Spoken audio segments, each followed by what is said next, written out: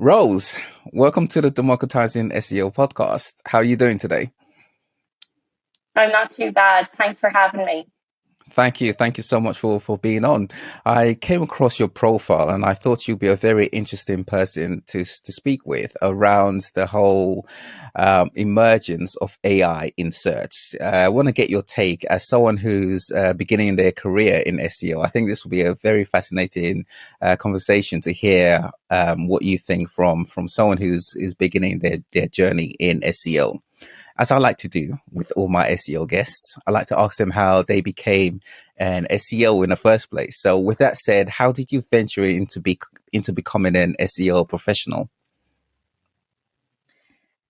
Well, I think maybe most people don't ever imagine their career well, maybe in journalism anyways, to end up in SEO. Like I never, if you said to me 4 years ago, you're going to be an SEO editor, I would have said a what? So it's not something I had a plan on venturing into, but it kind of happened.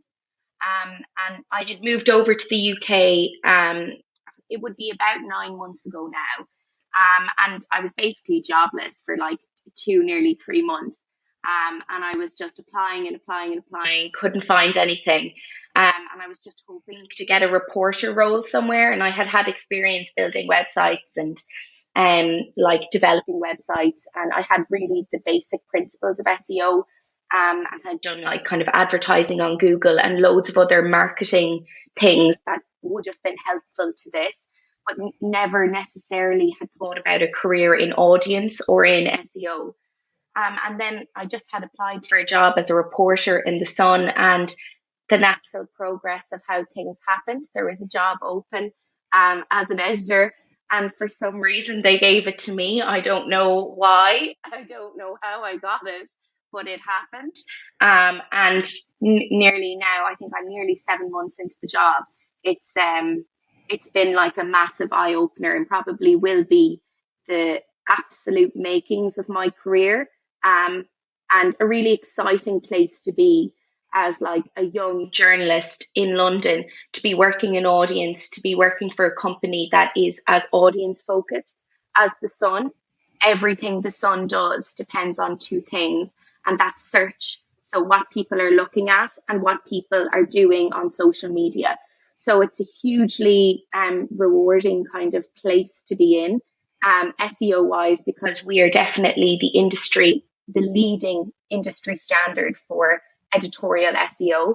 And like our competitors now have seen our success, and they're beginning to do the same things as what we have been doing for, well, not me specifically, but the team overall, over the last 5 to 7 years. So The Sun has been extremely innovative. And for me, they kind of they like to foster younger talent and to see how we can grow into this career within their audience team. So it's actually been just absolutely deadly overall. I can't really, like, counting my lucky stars that I actually got this job. But yeah, it's been a fantastic place to start, and like a really kind of nice, warm welcoming um to London as well, which has been a really good thing for me, both personally and like professionally. Yeah, SEO is a fantastic industry to be a part of. Of course, I'm slightly biased, but I want to say you're in a great industry. How are you finding it so far? I'm liking it. It's the pace is the thing. So Hmm. obviously within journalism, everything is in real time, and search is in real time. I think that's the amazing thing about Google is you can tweak a few things on search and you can then rank, or you can then optimize your story and you see the magic that can happen on Google, which is it's a fantastic thing to see. But it's intense.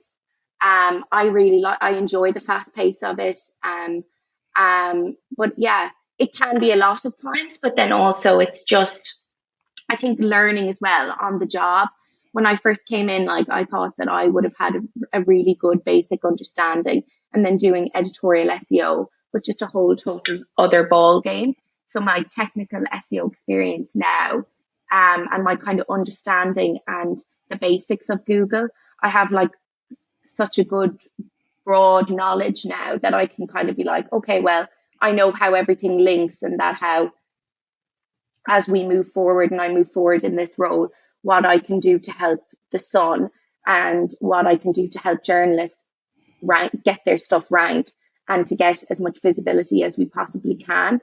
Yeah, it's a weird one. I'm excited, as you can see, about it. I enjoy it, but yeah, it's a funny one to figure out as you're just kind of like, look, I'm still 7 months in the job. I have so much to learn still. Um, but yeah, it's been an exciting couple of months. So yeah, it's been good. Yeah, we're at a time where we're going to see a very fast-paced change. I reckon in the next couple of months to I think 3 years at the latest, we'll see the biggest change in the search landscape, namely with AI in search. Now, this is forthcoming. Google I/O already presented what they're aiming to launch pretty soon, and I reckon we have at the latest a year before AI in search is released. Specifically, Search Generative Experience is released by Google. And as early as a couple of months, I reckon by October, November at the earliest, and let's say this time next year, if not earlier, we'll have Search Generative Experience released worldwide. Has this affected the media space already? In short, absolutely yes. I think if you are a publisher in the world and you are not a little bit nervous, or you have not familiarized yourself with AI yet, you are already 50 steps behind. I use AI in my daily work, and I think anyone in Wow. SEO should be. Mm. And we have been pushing for it. So, like my boss, Thomas Mackey, who would be like one of the leading industry um, SEO editorial experts at this stage, has been, pushing us to understand AI, get to know the principles, to see the uses of it in our work. And I have kind of started to do my research, and I'm excited. I'm nervous. There's an element that I am nervous for what will come, but then I'm kind of realistic about it. It can't change everything, because Google is not going to, like, at the end of the day, Google still has to get its advertising. I think it's going to be more of like, it's just Google's an indexing, it indexes information. All it is indexing information smarter and faster in an easier way. So at the end of the day, I don't think it's going to completely change the landscape, but what I think it will do will change the top, obviously, of our search page. And I think what will happen is that news websites will become really good at summarizing everyday trending news, but that people will start to look for the extra bits. So, Google's not going to give you opinion. Google is not going to give you foresight.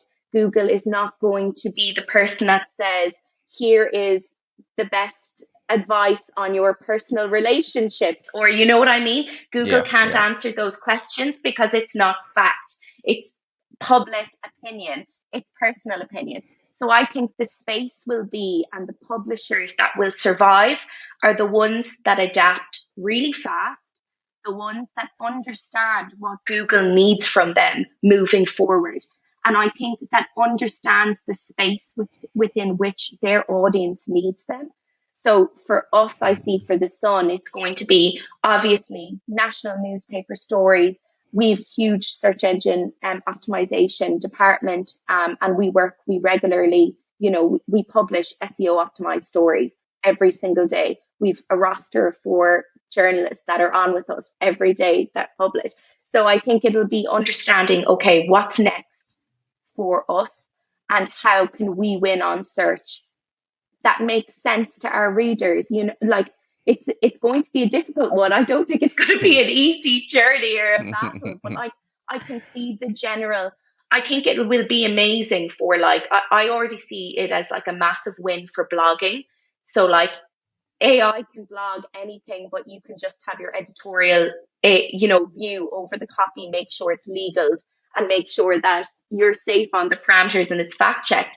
But then you can have a journalist adding in opinion basis, and you have what Google wants. It feeds into the EEAT, it feeds into that expertise, that knowledge, and I think it will actually be a fabulous space to be a journalist. It will be a space that your opinion will actually matter. Your writing will matter more.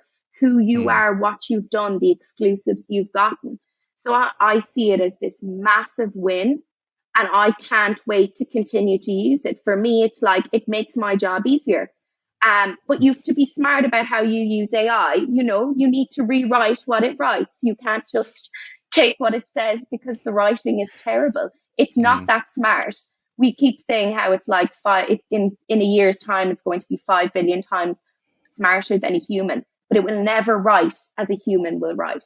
And it will never be able to understand the principles of, no matter how much you train it, of how a story needs to be read, of emotion. You can't, like, maybe experts would say you can teach a machine emotion. I just don't believe you can. I will definitely probably be wrong. But at the moment, I see this as a huge opportunity and a space for people to be innovative and to think, okay, well, so all of this information is on offer. How do we utilize it? And how do we make it better? And how do we make it work for us? And I mm, think this will be the makings of how you win on search and how mm, you win overall with Google. And eventually, I think Google will have to take stock and see all the work that publishers are doing, because at the moment you can't pull all of their information and not reward people, and you can't take all the advertising and not reward people. There's ethical issues here on the fold for Google too, and I mhm, believe any publisher that has a little bit of salt about them will know that they need to start to push back now and to push for what they need.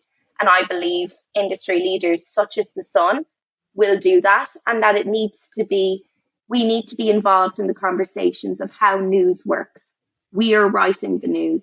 Google needs to take stock that we are part of this system and that we need to be rewarded for the work we're putting in, for the journalists' blood, sweat, and tears, and reward us with visibility and also reward us on search, and to somehow make it work for everyone.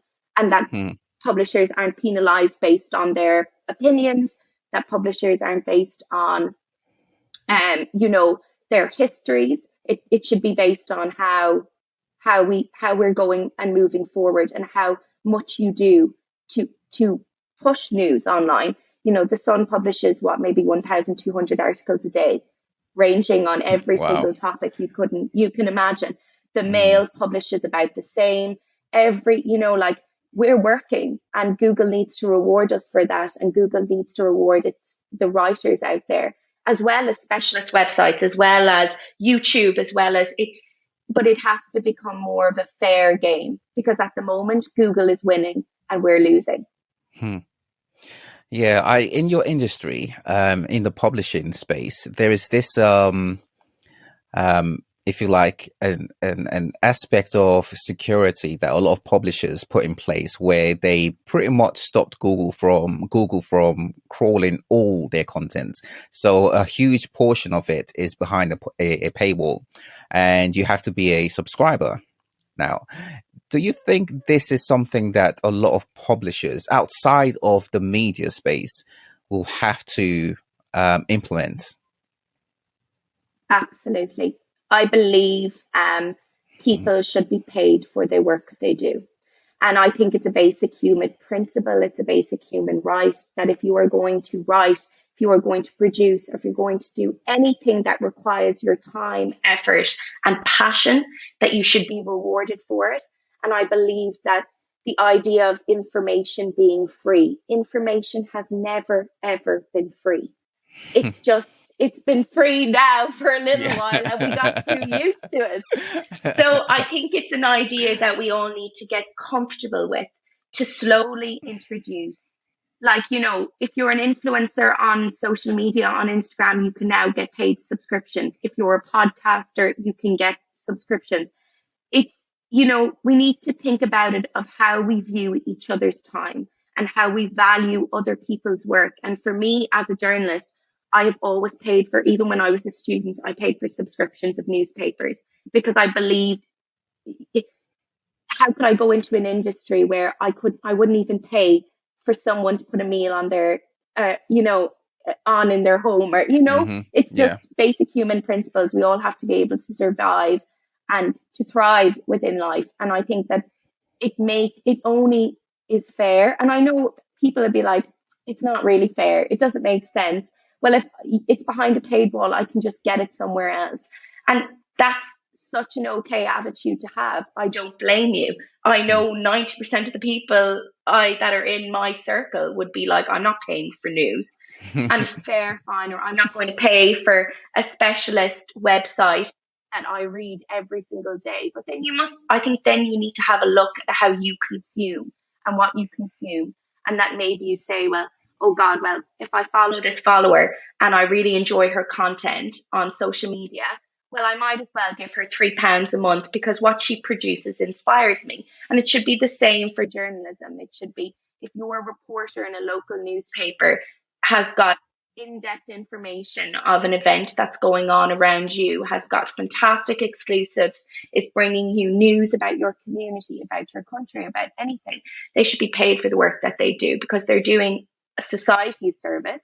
And I know it doesn't seem like that, but information is a service to society. And I believe that everyone should be able to be paid for the work they do. It's just, I know it's such a foreign concept at the moment. And like, I didn't always think this. If you met me 10 years ago, I'd be like, why would I pay for a newspaper? Why would I pay? Why would I pay Hmm. for a newspaper's information online? Sure, every information, anything is online. But I think you have to look at like the trustworthy aspect, like who's writing it? Do you trust this newspaper? Everything, like there's so many things to think about.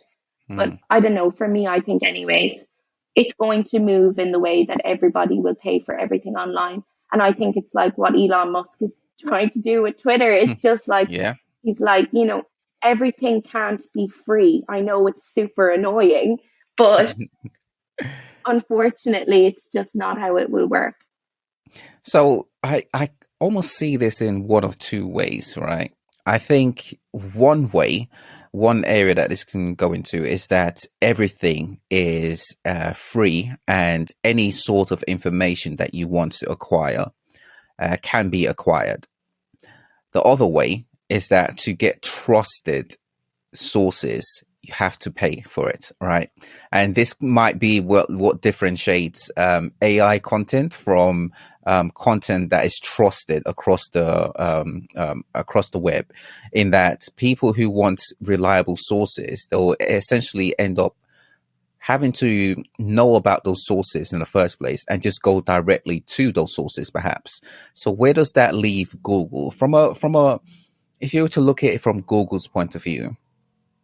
Why do you think they are incorporating AI in search in the first place? Do you want me to be honest? Yeah, go for it. Everyone else is, and they're afraid of not leading the pack. Google is late to this. And I also think it's like we're having a conversation about emerging AI. Google has been using AI since 2015. AI is part of search currently. And it's like we're forgetting that the wave has passed a long, long time ago. AI has been here. It's part of, we just have never visibly seen it. It's the first, I can't even say the word. It's the first time we actually see it in the flesh of that it's going to be on our mobiles and we go, oh God, what's that? Like the first time you Yeah. ever saw like a news rail, you probably didn't even clock it, but at the same time, your brain would have gone, oh wow, that's a new feature, and it's just this thing. And it will be over before it started and we'll never think about it again. But Google is not an innovator in this space. It's actually behind. And I think that the idea of it not being up to date and the idea of it not having to win on something that is going to be so crucial to society in the future, I think it literally could not ignore what was staring it in the face. And Google has an issue in that it's not the only search engine now. TikTok, in my opinion, is one of the most vicious and scary search engines that exists in the world, and should be, and it's the young people's search engine. It's people of under, 22, where maybe like under 30, like it's a search engine that is completely generated from the individual perspective, and only publishers are getting to grips with how to use TikTok, and everyone else in businesses now. But it's like Twitter. Twitter is a search engine, like Yeah. it's there are so many search engines that we can't, and like, so to me, AI for Google is the natural next step. And if they didn't do it, they'd be incredibly stupid not to. Mm. If they didn't have it as a core feature of search. Yeah. It's just, unfortunately, the next part of the big plan. I'm looking at this from a big, wide picture point of view, right? And for years, I always said that, search is not just pertinent to Google. They are the dominant search engine, but there is a search element in social media as well. And if you think about it, originally, before social media, you had Google, who acquired information from strings, right? From being able to crawl websites and extract or discover information that in that way. And then social media came about, where people offer information for free, and in a slightly different way to the way Google originally did it. And I get a sense that Google search is very much threatened by social media and the way social media acquire information. Very different to the way Google search, I should say, acquire information. If Google are threatened by social media, does this mean Google is not a search engine anymore, or Google search is not a search engine anymore? Oh, it could be. I don't like it. Can I be honest? I just can't see Google being this massive thing in 10 years. Google, I have a feeling that what is to come will be so, so more interesting than what we currently have. And I think it's going to be a mixture of everything. Because at the moment, everything feels segmented. So your social media is on separate apps. Google is on Safari or Chrome. You know what I mean? It's all Yeah. these separate entities. Yeah. And I feel like what's to come will be an amalgamation of something that features everything. Maybe Google have it cooking in their books. I don't know what goes on in Google. Is it X or whatever it is, that where all the megalomaniacs and innovators of the world are? But there's something to come, because at the moment it's too fragmented, and human life is not fragmented. And I think the idea of all of these amazing things is to make life easier. Google was an information indexer. That's what Google is at its core. It's why it was created by them. So when you look at that, you need to think, well, all the information that there's just so much more than just search now. The options are endless. And I think people as individuals are beginning to see all of the capabilities of what they can do now.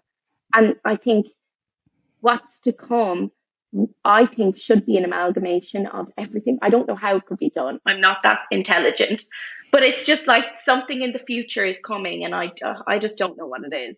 But I have a feeling it will be like, in essence, a mixture of social media, Google, YouTube, it's going to have all of the elements.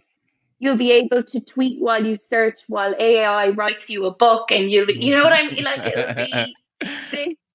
it'll be this weird space where information will be at our fingertips, and maybe not even at our fingertips. It might be predicting what we want and doing everything we want before we even get up in the morning. I just don't know what's going to happen. It's kind of scary, but exciting If at the same time. if you were to predict, so Google verse, Metaverse, all the different types of verses that are going to be out there, it seems as though it's a battle of the verses. If you were to put put money down on who wins, who would you back? I think the player that I back isn't known yet. I Huh. I I don't know what's to come. I can't predict it. And Facebook is dying, Meta is dying. Um, and unless they come up with something good or buy into something that's really, really good, I can't see Facebook having this massive future.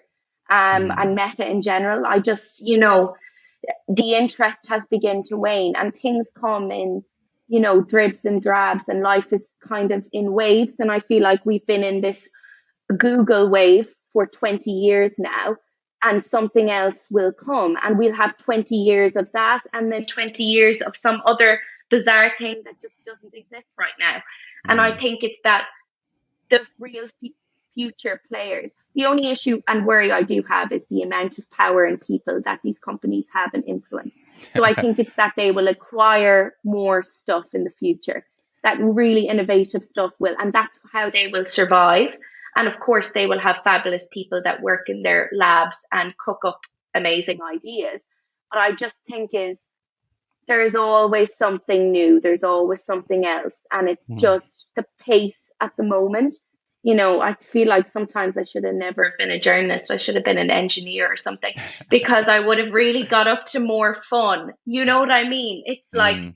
on that, like in that internet space. Yeah. But I don't know what's to come. And I think it's like, look, the people that win and are powerful enough to win will continue maybe to win. But I Mm. think that what's to come will change the space. And, Mm. and that's where I'm kind of putting my money and hoping that I'm part of when the wave comes that I jump on it fast enough and I learn fast enough that I'm not forgotten behind, if you get what I mean.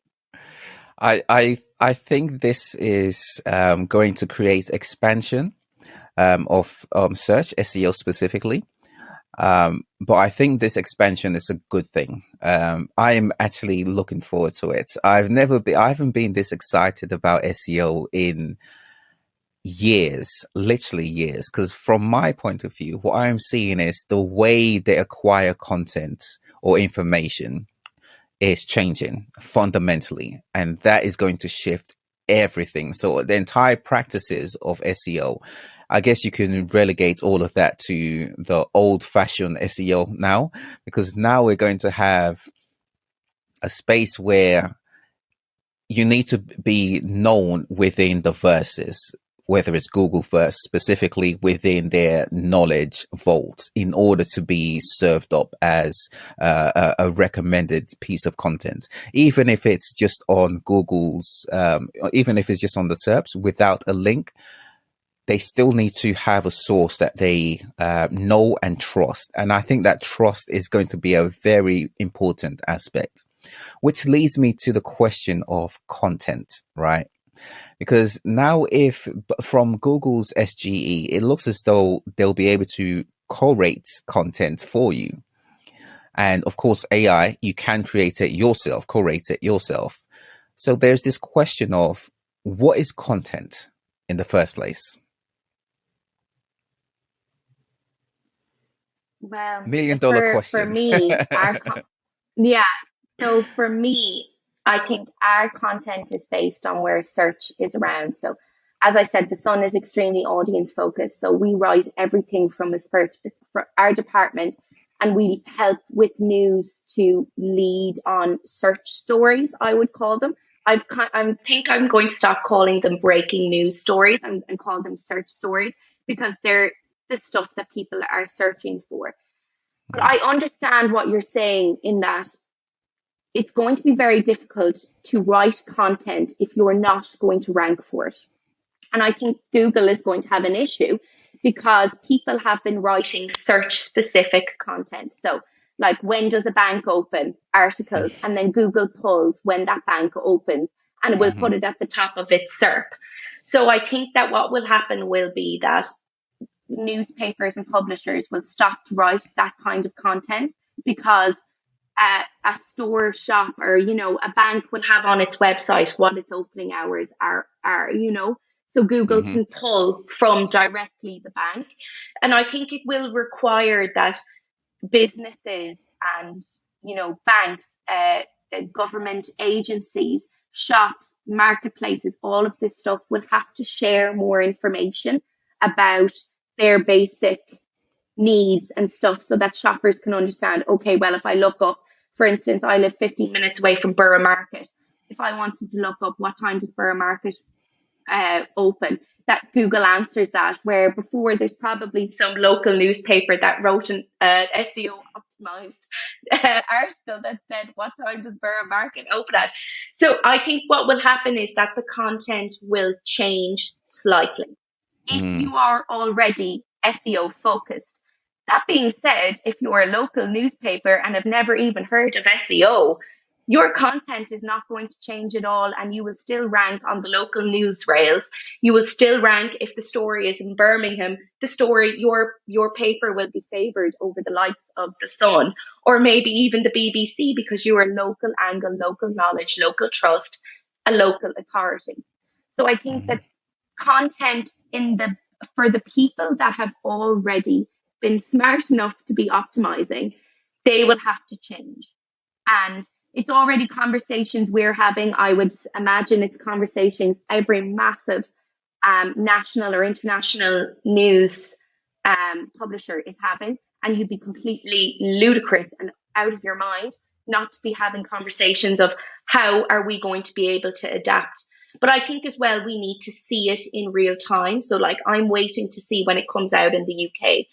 And also, I followed everything Google has said, and like AI is only going to come up for like 13% of the stories or searches you look up, because Mm-hmm. Google will not be able to answer everything you look up factually in what it believes to be factually, and there will be issues. Yeah, so, but I think that this is the thing, is that, we will have to have broader conversations. We'll have to see what it does. We'll actually have to see, like, how do you not rank? Because it's all metaphorical at the moment. And I'm saying, oh, I think it's going to be like this. I haven't seen it yet. It's only in the US, isn't it, so far, Yeah. as I believe. Mm-hmm. So, we need to wait now for a little while and see what effect it will have on us. And then instantly we will adapt, because there will be no other reason. There will be no other way to survive. Mm-hmm. And I think that will be when the real fun starts. I would say mid December, maybe. I was going to say midsummer. Sure, we're in midsummer. But I think, by December anyways, that's when publishers are going to get a real shock. Yeah. Yeah. And, for years now, SEOs, we've been saying the format of content is changing and becoming a lot more dynamic, and businesses need to ensure that they have a dynamic aspect of content. I think it's fair to say content was synonymous with text in the very beginning, from an SEO point of view. But it's changing now, and I reckon video is going to be a huge aspect of it, because if you can think of it as, okay, text is what Google is going to be showing in the SERPs predominantly, especially for any AI based queries that they show SGE for. And a more dynamic aspect of information is going to be contained within videos, whether it's short form, long form, mids, whatever it is. What is your take on the importance of having dynamic content for one's business?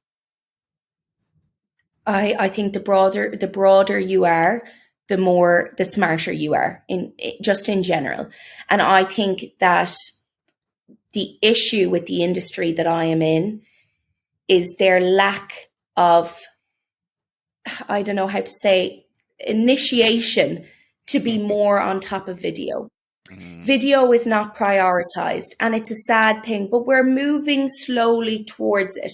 It's coming in the pipeline. It's just moving too slowly, if you understand what I'm saying. Yeah. And you see that the people that do well in this space are usually, which is super interesting to me, are usually publishers that started on social media. So the likes of Lad Bible, fantastic YouTube channel, fantastic videos, understands how special and important video is. They couldn't give a crap about copy. You know, they don't care about the writing. Yeah. They're a video focused, publisher. So I think, look, it's slow steps, and it's also, we now have a younger workforce within the media space, which will help it to push it on, I think.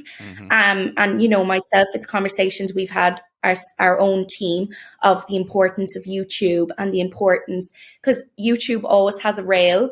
YouTube always is at the top of SERP. We see it every day. It's nearly upsetting when I see some guy ripped a story from The Sun or something and just talked about it on YouTube, and he ranks and we don't. That makes me a tinge in my heart. But then I look at it and I say, okay, well, we should have done that, So let's learn and let's move forward with the pace, and let's have fun with it. Video is fun, and I think that's the great thing about SEO. SEO is fun. The stuff I have learned about human nature from this job is just hilarious. Like, the predictability of people is amazing. It can be frightening, because I learn how people's search happens, and you learn what people's priorities are, which is like love life, sex, money, and employment, and their health. So I have found it a fascinating journey, and I think that the want, and in Irish we say the gra, so the love for something, is the gra for video is so there, and I think we need to push for that more within the media space. And look, people are doing it, and they're doing it really bloody well, and fair play to them. I've big hats off to Vice, big hats off to Lad Bible. I think they're fabulous at what they do. I really enjoy their content. I love to watch it. And I'm a massive YouTuber. I watch YouTube every single day. I'd say I spend an hour on YouTube. I don't spend that much time on Instagram anymore. So for me, it's like the space within video is extremely exciting. And we, as from a search point of view, need to now get up to speed with it and to say, okay, well, how do we optimize video for search? How can we do this in the best way possible? Because to be honest, I think those massive conversations are not being had. And within publishers, everything is quite segmented, so there's different departments for different things, even though we're all connected. So it's just an idea of bringing things under the whole audience umbrella, making things streamlined. And this is all easier said than done. But I think, look, the Sun is doing it. And I have full faith in our capabilities. I think we're fantastic at what we do. We have great YouTube channel too. So I'm just like, look, there's an amazing space and a lot of fun to be had here. And that's, as you can see, I'm super excited about it. I think you said you were excited too. Absolutely. But video is just, videos is part of the package, and it's what's up next. So I think we just have to, the fear of the unknown can be the worst thing. And I think sometimes an idea that you have a lack of knowledge in an industry can hold back a team, or that you don't know enough about YouTube. So, well, we'll skip that part, but we'll do everything else for search. And it's scary, it's not nice. I'm not going to say I know everything about video. I know absolutely nothing, but I have a willingness to learn. And I think that this is where the drive will come. It will come from people that will say, okay, we're not good at this. Let's face it, but we can get better. And, that's how search engine optimization happened. People weren't good at it, but the average Joe So with a website is pretty good at SEO now, so the fear of the unknown needs to be blocked away, and we need to move forward with pace. And it's exciting, you know. I can't wait to see the fun that publishers have with video. And I think that's when news is going to have a real entertainment value again, that it will be personality. It will be, because news is, I think people are scared of the news. You know, people are scared of negative stories. People don't want to always be switched on because it's hard to be switched on. And it's hard to read about the atrocities, that happen within your country or your locality, or the sad stories that you hear. It's not nice to read every day, and it's not nice to be constantly in the fold. And I say this as a journalist, I find it tough, you know, myself. And I would say most people do that are within the media sphere, that it can be negative. And so video can offer it could be nearly a solace to the more depressing news angles. You know, there is a way of having that kind of dramatic effect, or, you know, a Steven Spielberg like video that, you know, is powerful as it is, you know, impactful for our audience. And I just think it's a fun place to be. And I'm excited for it. I hope that we adopt more of it ourselves. And I can see it being in the next 2-3 years, a massive push from publishers to get really good at video. And I think as well, they have all these like really savvy university students that are going to come in and that are social media influencers themselves, and will be like, oh, sure, I can put a video together in 5 minutes. Where's all this? What's the kerfuffle? What's the big deal? Why are we being so dramatic? Like, and I think there is a fear of that, the fear of time, the fear of how do you monetize it? There's a lot of angles, and I can completely understand if you don't know how it works. The fear for publishers is, how do we monetize this? And how do we get it to work with us? So I think then it's things that we need to look at. Well, okay, maybe we have to have a chat with TikTok and say, if we're making all these videos, you need to pay us for them, you know? And I think TikTok would say yes. Oh, yeah. Do you reckon everyone, in a sense, is now a media person, a new media person, I should say? Yes and no. I think it's how well you're connected yourself to what's going on. Like, you know, I think media is such a broad sense now. Like, I think within publishing, I would say not everyone is a journalist. I know that we have this idea of like, well, everyone on Twitter is basically a journalist. You're not. And I don't mean that in like an insulting way. It's just you're not, because it either hasn't been completely fact checked. It's not completely to, you know, editorial standards. I just think it's not everyone can be a journalist. This is a skill. And like, not everyone can be an influencer. That's a skill. But I think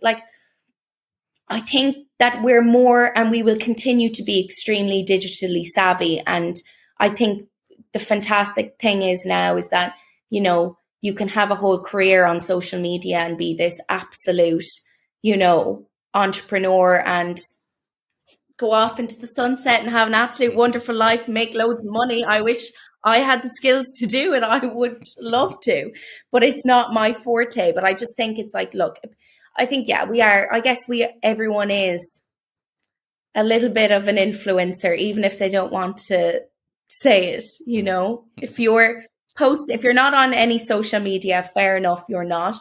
But I think if you have a Facebook account, you are an influencer, in my opinion. So in a world where AI is in search, bearing in mind it's an upcoming reality, how important is branding? Branding is so important. Branding in the view of Google and how Google understands you as a brand is actually the difference on whether you are ranked or not. You can have the fastest loading website. You can have the best content. You can have the best exclusives. You can have the best journalists. You can have the most authority on a subject.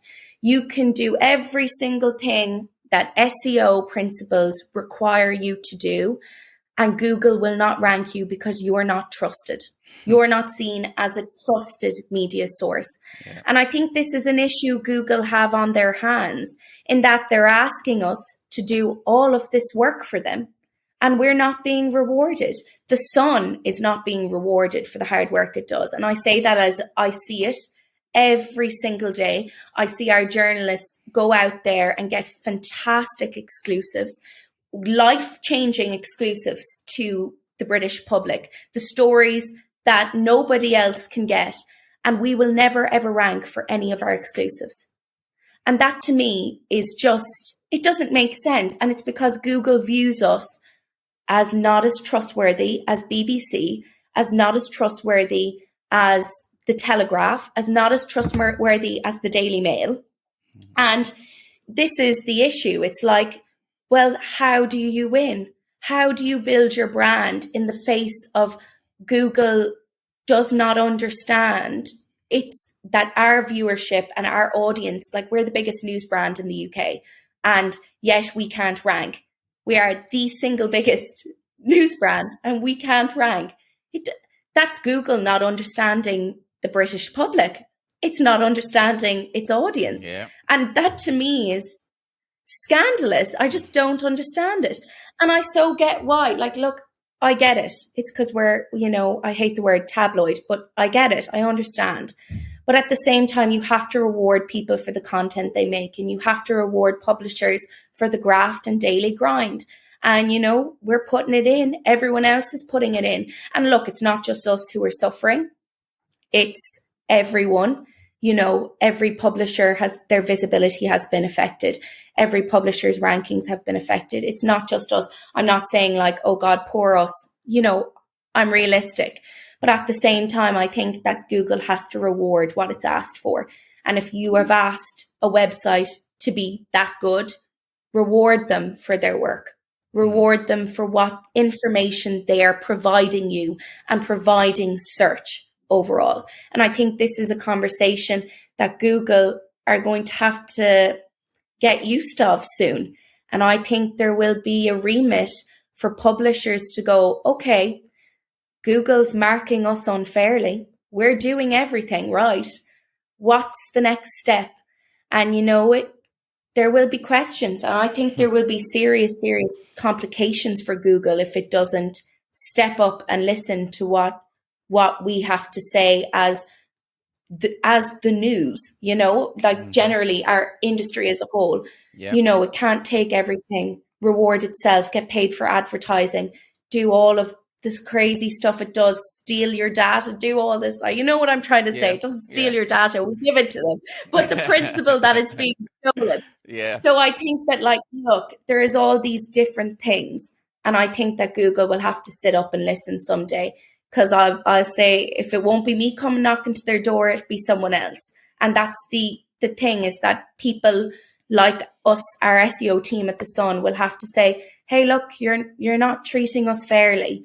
And we need to be rewarded for the work we do. And I think that's, it doesn't, and it will work for all publishers. I think the interesting thing will be see if all publishers unite on this. If we have a Mirror, Mail, The Sun, all of us together, BBC, Telegraph, The Guardian, I want to see a full, across the industry, attack on what Google has done, because I think it deserves it. We deserve it.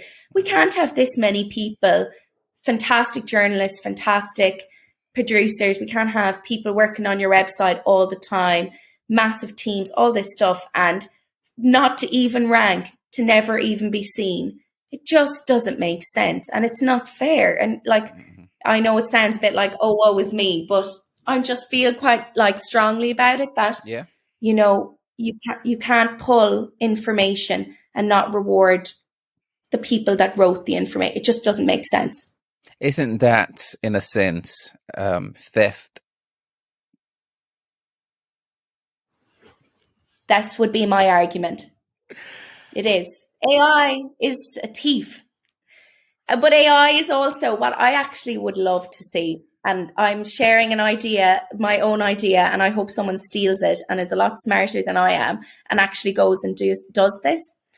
I think that someone should start a news summary service based on AI, and that they pull evening news or news every evening, make it personal, and that instead of an overload of information that people get, that you only get the top stories, but that you're that smart that you don't write anything and you just proof it and you let the machine do all the work.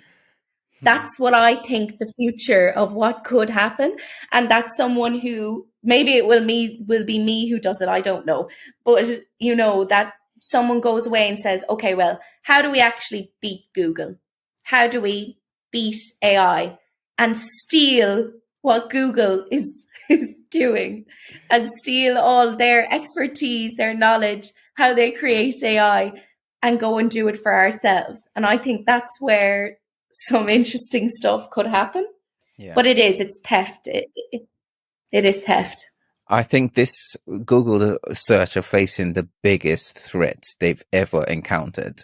The battle they had with Yahoo wouldn't compare to what they're about to face in the coming months/years, because this is literally something that can take away their market share.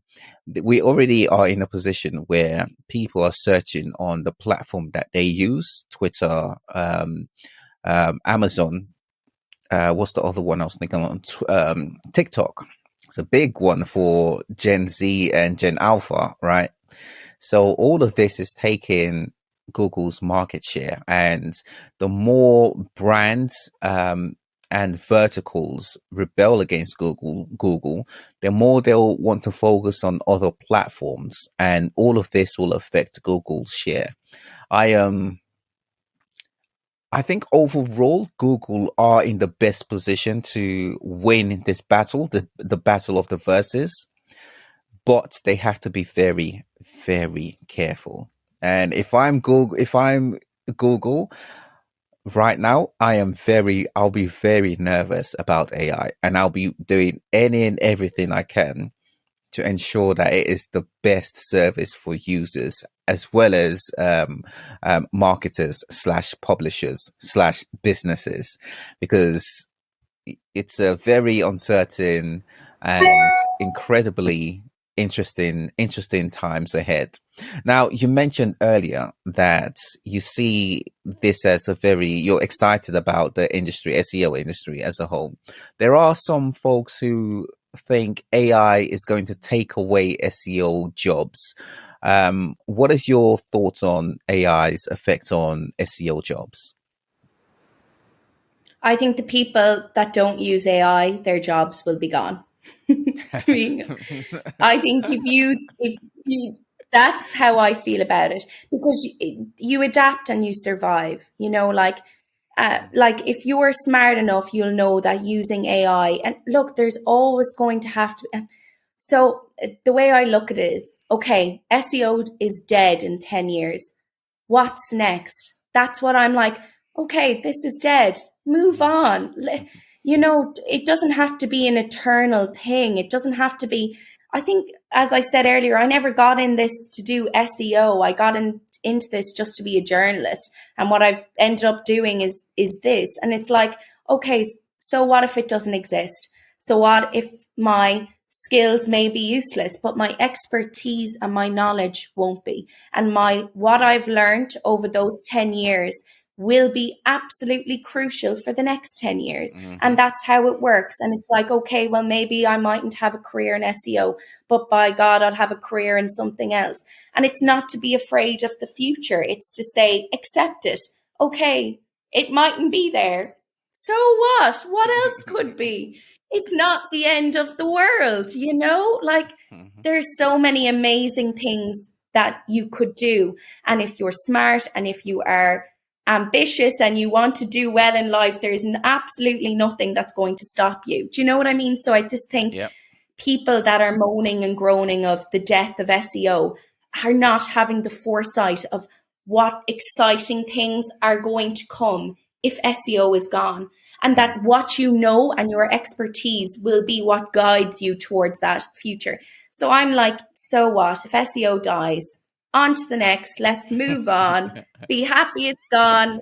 Enjoy the next part. If I have to go back writing, I will. What harm? I did it before, So what's the big issue? And there's always going to be stuff on the horizon, anyways. And like, look, people in SEO, you've a wealth of knowledge of the internet. You'll have a wealth of knowledge of the basic principles of how Google will work, which will always exist within Google. So all of your years in work won't have counted for nothing. So for me, it's just step by step. Let's see how it goes. Roll with the punches. If it gets bad, it gets bad. If we're all have no jobs, we'll go into something else. And I know it's a tough reality, but I just think there's more to life than worrying about whether SEO will be alive in 10 years or not. Yeah. That's just how I see it. And I just think there's so many really cool stuff that's like to be honest, I would get into AI. I think there should be like an AI department at the Sun that we develop AI for the Sun. You know what I mean? Like, It's like, okay, so on to the next and let's see where it takes us. And for people that are worried that maybe, what will their career look like in 10 years? Well, I think that who knows? And it's not a worry for me right now. I'm just hoping to get to 12 months of my contract and hopefully they keep me on for another year. You know what I mean? So I think, you don't know what's going to happen in 10 years. Why be worrying about it too much and just keep with the pace, keep it moving, and let's see how we get on. And enjoy the process, hopefully, because I have a feeling it's going to be really super interesting. And I have a feeling that over the next 5 years, I'm going to learn more than I'll probably ever learn my whole career. And that's an exciting time. And I'd probably say that you think the same. It's going to be amazing to see what comes out of this. And to take it with a pinch of salt. It's not all going to be good. I fear AI as much as I'm excited about it. But we'll see how it goes. Yeah. It's a scary prospect, but it's, if exciting good people times. Use it in the right way. Yeah, it is. Well said, Rose. Thank you so much for your time today. Where can people find you online? Well, they can find me on LinkedIn, but to be honest, I'm not that interesting. I don't write anything. I just go to work, I come home and I say my prayers that I'm getting on okay at life. So honestly, if anyone ever wants to follow me on LinkedIn or connect on the podcast, you can find me on Rose O'Sullivan. That's my name. But yeah, at the moment, I don't really do anything. And I'm going to keep it like that for a while. But yeah, thanks for having me. It was fantastic to talk about the emerging space that is AI. Rose, you have an excellent perspective on things. And from the hour or so that we've been speaking, you're very, very interesting. So thank you so much for your time today. I'll have your LinkedIn link in the description so people can get in touch should they wish. But thank you so much, Rose. We'll catch up again another time. No bother at all. Take care of yourself. Cheers. Bye now. Bye.